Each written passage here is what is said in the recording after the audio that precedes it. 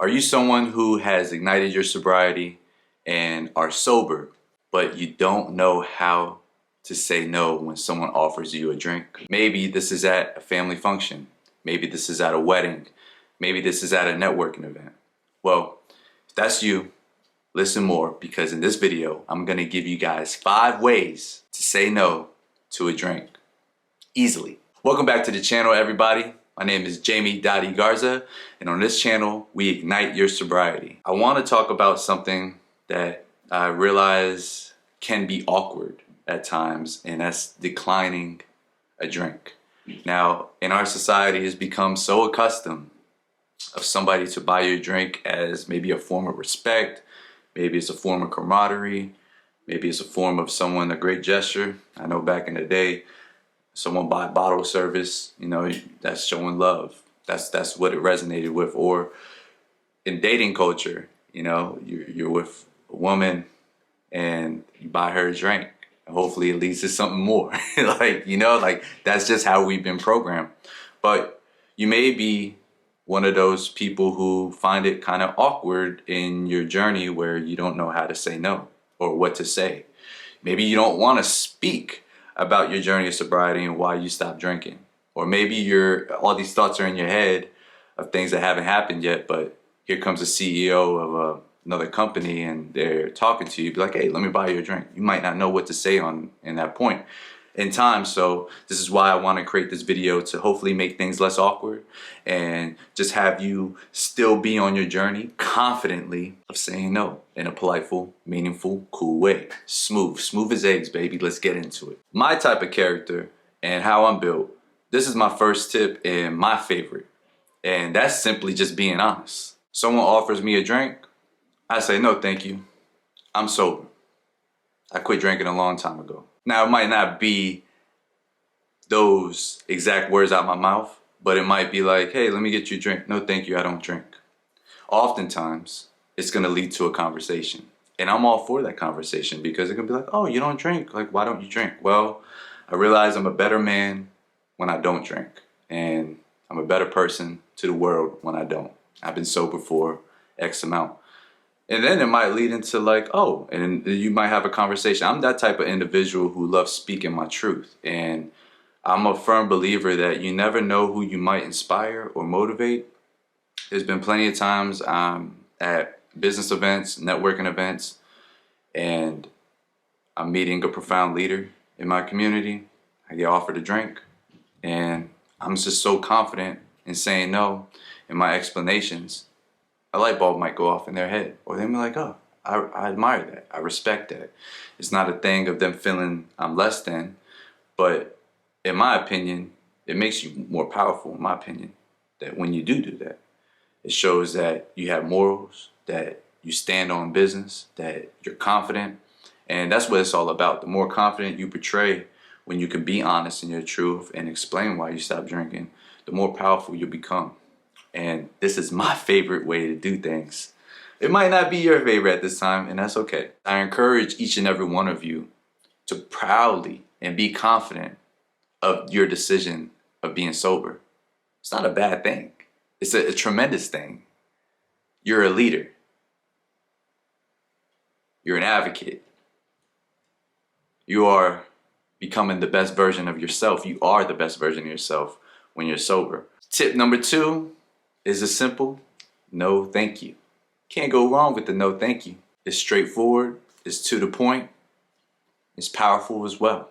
Now, this may lead to other conversations like the one I said in the previous tip, and you might not be fully comfortable in talking about your journey or your confidence of why you don't drink. But this is an opportunity for you to be assertive. And if you don't want to get into the nitty gritty or the details of why, a good way to deal with this situation, and if maybe you might think that you're coming off as a jerk, because I know what you guys might be thinking is like, you say no thank you and they're asking more. You're like, well, I don't feel like I have to explain myself. That might be hard to say. So a good way to flip it is just to be assertive, be confident, and no thank you. And if they ask again, be like, no, why don't you take the drink from me? And keep it moving. Get off the subject, brush it off, it ain't nothing. Tip number 3, blame it on the health. Blame it on your health or medication. Now, I'm not one for lying, but if you want a go-to response, maybe blame it on health issues. Maybe blame it on the medication you're on.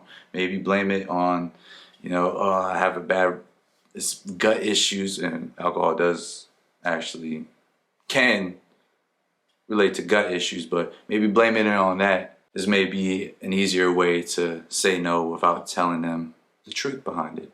This might work very well, especially with those pushy hosts or those pushy friends who are always trying to, hey, come on, man, do it for old time's sake. Or like, come on, man, don't be a party pooper. I've known a few of those in my life. I was one of those people in my life too. Dang. I remember I did that to my Theo Leroy. He was like 10 years sober and I was graduating. I forgot when. He was a lot of days sober. I was like, come on, man, of all days, take a drink with me. That's a lot of pressure. Just being extra pushy. You just got to respect people for what they on and what they stand for.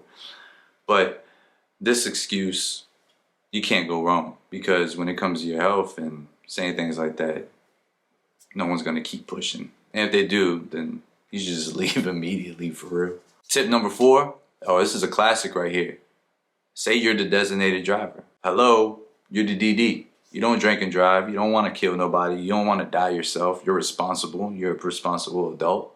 Stand on that. This is the most easiest way to not drink. I know my wife, she hasn't ever been a big drinker, but I remember there was a time when, of course, I was drinking a lot and others would try to encourage her to drink. Her response was, no, thank you, I'm the DD. Someone's got to be responsible tonight, which she was. And I thank her for that. But no one's going to question the DD. Your mission is to be the designated driver, the sober driver. And if anyone's trying to influence the sober driver by, oh, just have one, those are idiots, man. Like, what? That's selfish, okay? And the last tip, if someone offers me a drink, sometimes I'll order a non-alcoholic beverage. This happened to me in October. I was talking to my good friend Zave. He's a profound leader and successful man in my community. And we're at the bar. I mean, we're in Kentucky, okay? Whiskey, bourbon, that's their big go-to thing there. We're at the bar. He's like, Jamie, let me get you a drink. And I was like, yeah, I'll take a ginger ale on the rocks. And that was my non-alcoholic beverage. He asked how long I've been sober. I told him, and he congratulated me. He's like, man, I admire you for that as a man. And we got into more discussions, not on that, but it just led to a free flow of good knowledge and good conversations, and doing it in a way where I was confident and I was drinking my drink of choice, ginger ale on the rocks. So going the non-alcoholic route, I know now there's a lot of mocktails. You could get mocktails. I had one for the first time on the same trip.